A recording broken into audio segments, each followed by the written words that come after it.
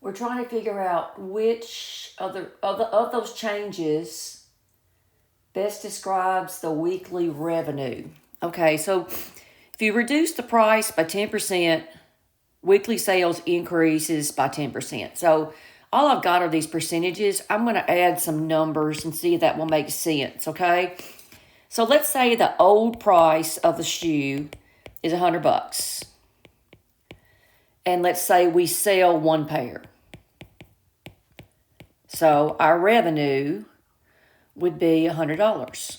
Number of sales times the price of each one.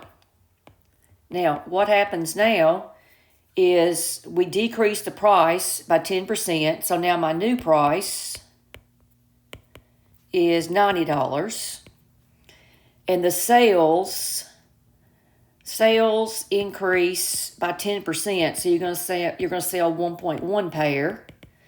And then my revenue will be 90 times 1.1, which is 99. Okay, now let's figure out what the percent increase decrease is. Your revenue's gone down. The way you figure out your percent increase or decrease, you find the difference between the two. So I'm going to say 99 minus 100.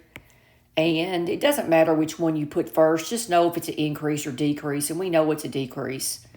I could have done 100 minus 99. That's what I'm saying. And then you always put the original number in the denominator. And the original revenue was 100.